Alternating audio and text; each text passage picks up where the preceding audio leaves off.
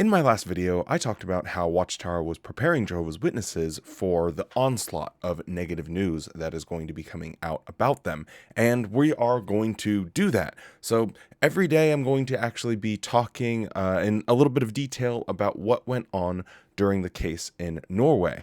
But before we get into that, I think we'll start that tomorrow.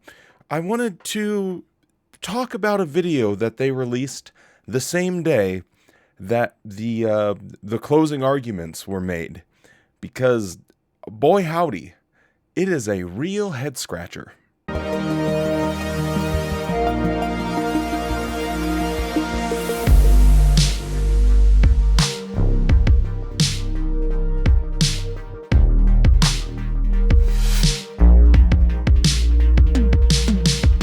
Hello and welcome back to the JW Thoughts channel. My name is Wally, and today we have to look at this video from Jeffrey Jackson, the infamous Jeffrey Jackson, and him talking about how they respect and honor the superior authorities. But quickly before we do that, don't forget to drop a like on the video and subscribe to the channel. It helps it out to more people on YouTube. And like I said, over the course of like the next 10 days, I'm going to be releasing day by day what went on during the Norway trial. And then the conclusion of that theoretically should be that they have a verdict by the time the video series sort of finishes. So hopefully it all lines up perfectly in reality as it is in my head, but we'll see how it goes. Anyway, with all of that being said, let's jump right into it. Worldwide, Jehovah's people are well known as being law-abiding citizens, persons who pay taxes, and who do not rebel against the government. If someone were to ask you what scriptures they're based on, I'm sure all of us would cite Romans 13, verse 1. Nope. We realize from verse 1 that this involves our faith and belief in Jehovah God, because we realize that the superior authorities are accountable not to us, but to Jehovah. So if Jehovah allows certain authorities to remain in control, then we wait on Jehovah, because any abuse of their authority is answerable to God. This really irked my gourd. Why do I say the things that I say? Irked my gourd. Oh God, I'll let it be known, as far as I know, I don't have a gastroesophageal reflux disorder. Now I sound like even more of a nerd. You know what? We're just gonna move right past. You guys already know that I'm a nerd.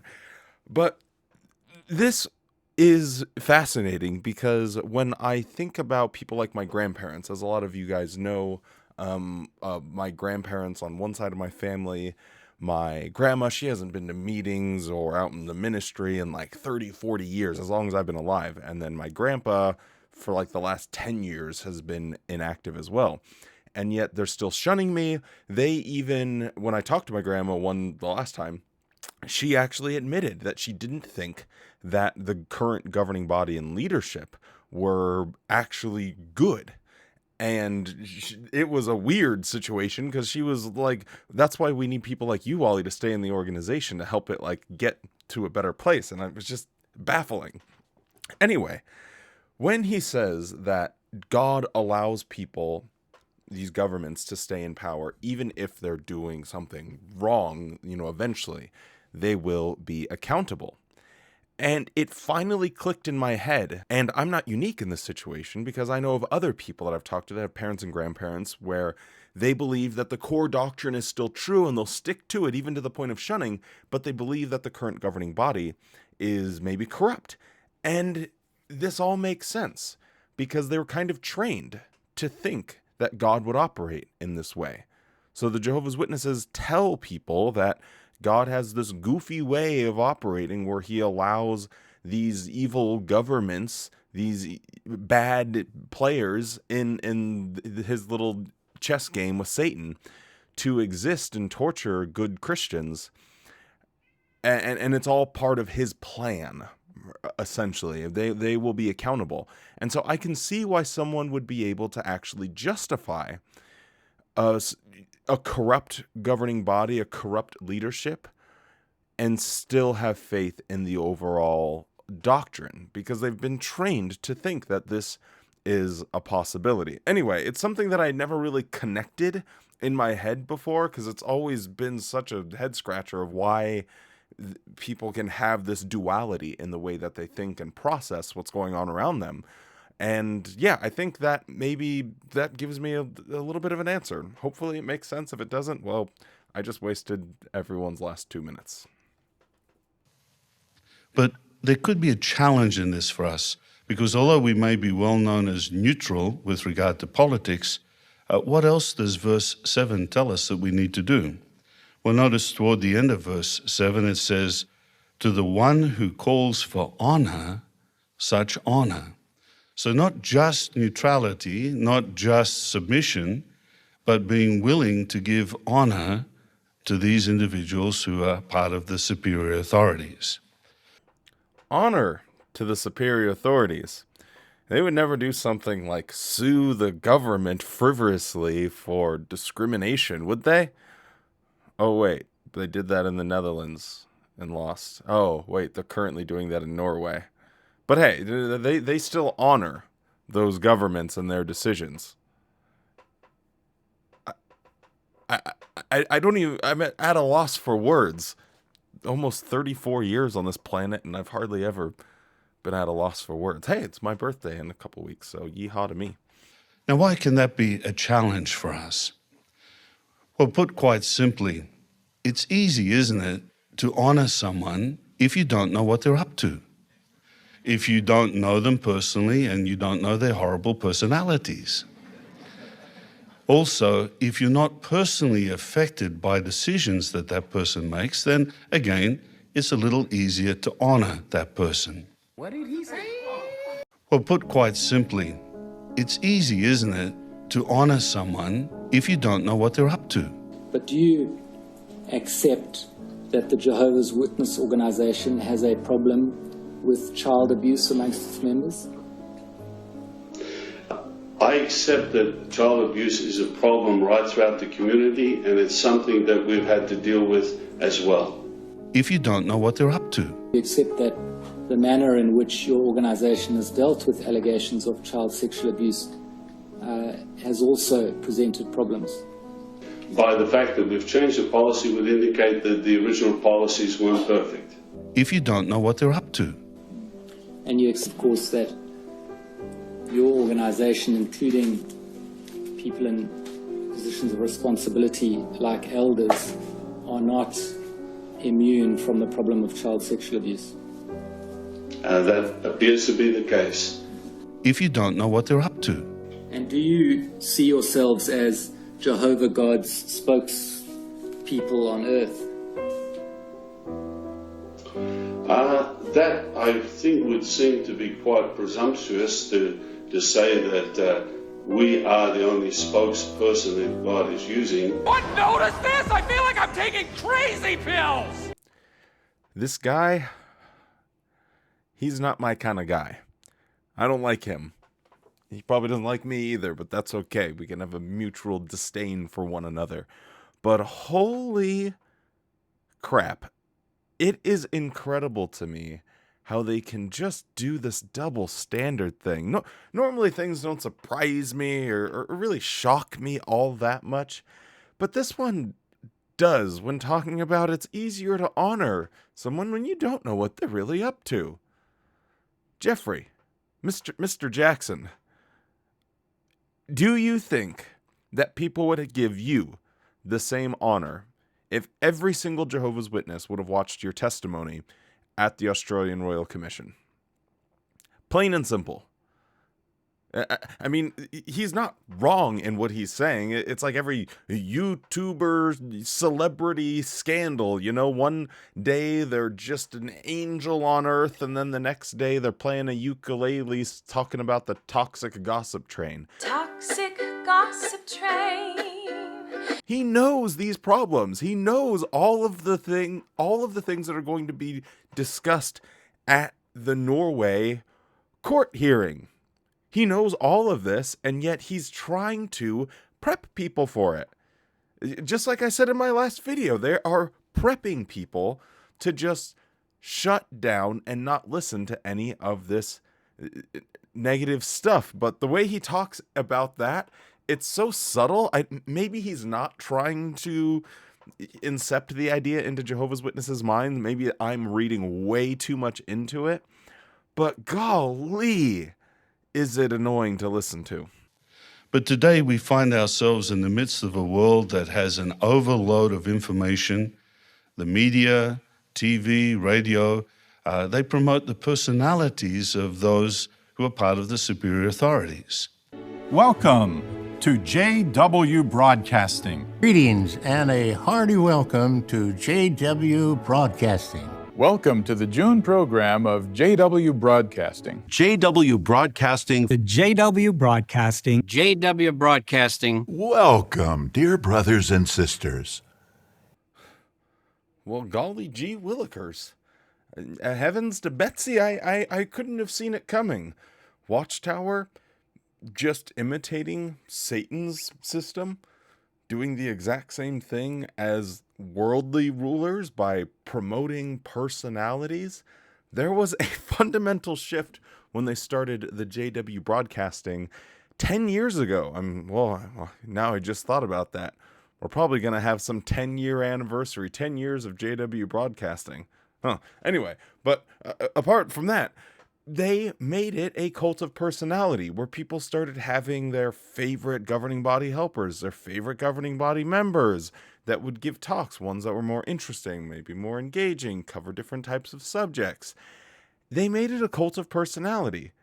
It's amazing how he's just describing Watchtower and yet trying to make it seem like this is just what worldly satanic people do. Like I said at the beginning, this is such a head scratcher of a talk. They promote the personalities of those who are part of the superior authorities. So we get to know them a little better. And perhaps there's also false information that can be given to us that may form opinions. Additionally, some of the decisions made by governments do personally affect us in many different ways. So even though we face all of this, what do the scriptures tell us?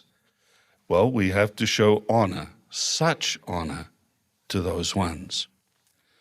Well, that may seem a challenge for a Christian.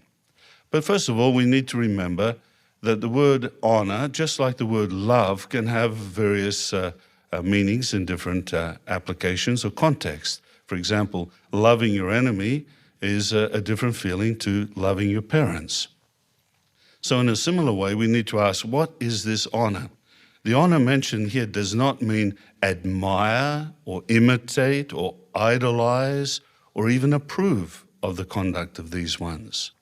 No, it means giving due respect because of their authority and position. Something you don't realize when you're a Jehovah's Witness and becomes readily apparent when you leave is how they have this weird obsession with redefining words or just, well, what does this word actually mean? What does this actually mean? And they do it all the time. It's so baffling. But anyway, the thing I wanted to highlight here is how he does say, well, maybe how a government might affect your life in some way.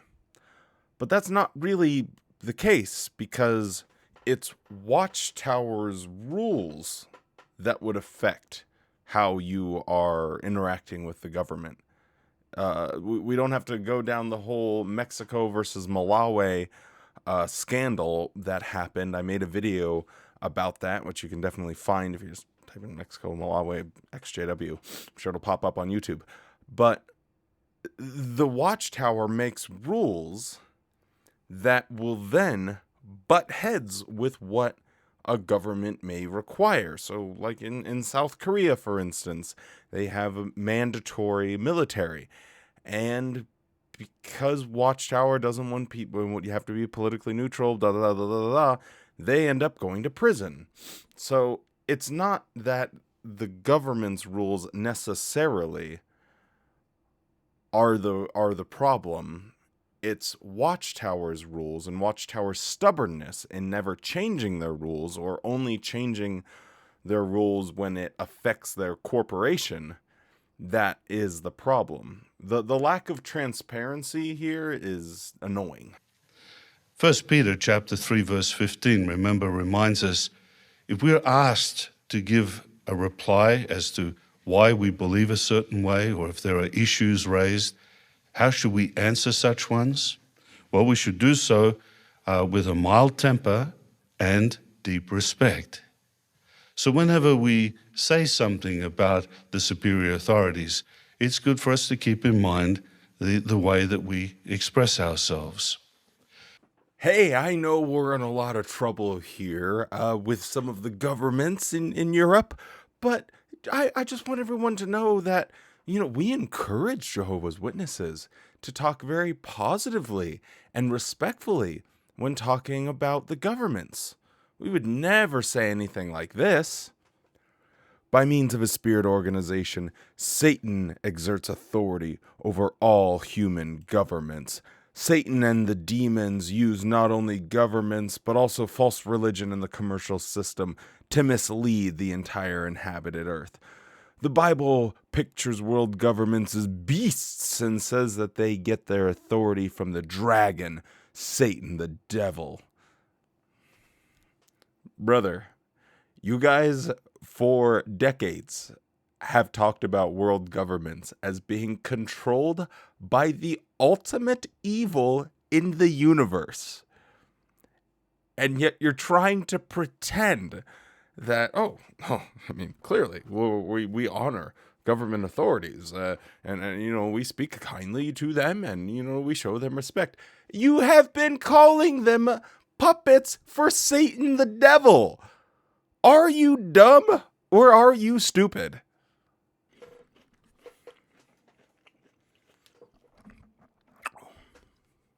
How do I live? That's funny. Every song is a 90s rock song. How do I live? How do I breathe? When you're not here, I'm suffocating. It's actually a banger video idea. Ah, crap. I left my camera on. It was at this moment that he knew. He fucked up. Now, here Paul, realizing that really Festus couldn't touch him because he'd appealed to Caesar, he was going there, that could have been an opportunity for Paul to really tell Festus what he thought about him, particularly if Festus was waiting for a bribe, and that was totally illegal under the Roman arrangement. But no, Paul very respectfully refers to him as Your Excellency. I won't bore you guys to death. He goes on this 5-minute little rant about Festus and Paul, but I did find this little part a bit interesting because he is talking about how his cat always hits his mouse and then everything goes cattywampus instead of just sleeping like a good boy. No, he doesn't say that. He is talking about this. He's okay with bribe, and Festus is this horrible man who steals another man's wife, he says, and just a bad guy. But it almost tickled me because I am sure Jeffrey Jackson knows about the Mexico-Malawi kerfuffle that Watchtower went through and how they said, again, if you don't know what I'm talking about, go and just search it up. You'll find it pretty easily. But they made it okay to bribe government officials. Watchtower was okay with brothers bribing government officials in order to get a card that says you've done your active service or whatever. It's absolutely ridiculous that he uses this example with full knowledge of what went on back then. And if he doesn't know about that, then these guys are way dumber than I think. This reminds me of an experience that we had many years ago. It was in a country where Jehovah's Witnesses had been banned for well over 30 years. And finally, the government registered Jehovah's people. So up to that point in that country, we were not allowed to have kingdom halls or a translation office. So the branch immediately arranged to purchase some property that we could use for a kingdom hall and a translation office. Well, everything went through. except one thing that was needed, and that was the approval from the government for us to finalize the purchase. Well, the brothers hired a worldly lawyer to help us with organizing this, and over a period of about 18 months, we saw how the government just played cat and mouse with us with regard to this issue. The lawyer would go and see how our application was going. The government would say, oh no, we don't have any application at all. And then the lawyer would show the copies of the application, and suddenly they would find our application. Well, after this long period of time, this worldly lawyer rang the branch committee. He called them and he said, we have got them. Now is your opportunity to embarrass the government. I've got this file of all the things that they've done. If we release this to the media, we can embarrass the government totally and force them to approve this purchase. Well, how would you have answered? Well, the answer given to the worldly lawyer was, Jehovah's Witnesses are not interested in embarrassing governments. We don't get involved with protests and riots. All we want is a piece of land where we can build a kingdom hall. So we asked the lawyer to respectfully ask the government, what could we do to solve this problem? And the answer came back, they didn't want us to have that particular piece of land because it was too prominent. They were happy for us to have another piece of land. And a kingdom hall, translation office, and missionary home were eventually built on that land. I apologize for subjecting you guys to such a long clip here, but I thought it was, I thought it was fascinating, because when I heard this, I was like, well, turn the camera on, I need to make a video about this. First of all, I smell a little bit of horseradish here. I'll finish the story just so you don't have to listen to him talk. Eventually, the lawyer that they hired gets into public office, and he says, oh, I'll always remember how you guys replied and how you didn't want to embarrass the government. So now they're part of the revolving door of government corruption.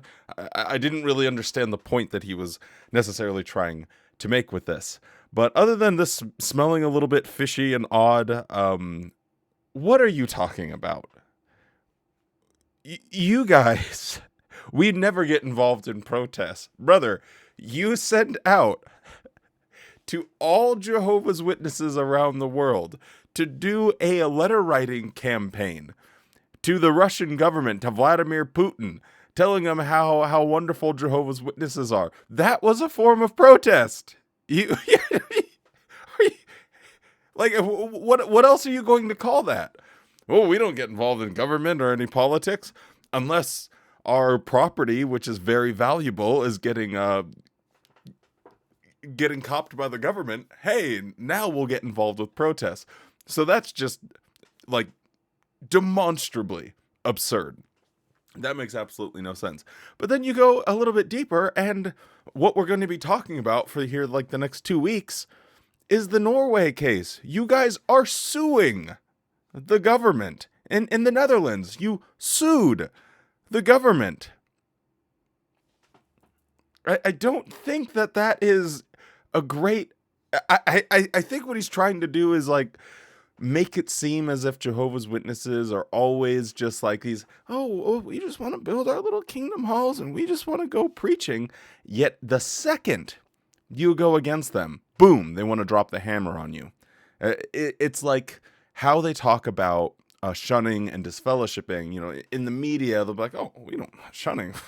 That's crazy. That seems insane. That's unloving. Oh, we would never shun anyone. We would never tell families that they can't have contact with their children, even, especially their underage. We would never show anything like that. And yet, when someone speaks out against them, boom, they want to drop the hammer on them. No, never talk to them ever again. They're speaking out against the organization.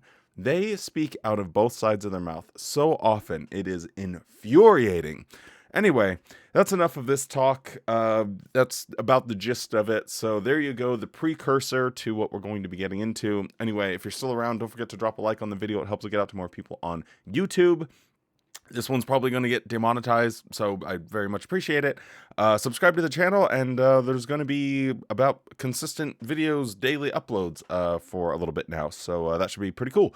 Anyway, with all that being said, stay safe, be kind, and show yourself the same kindness you show to others.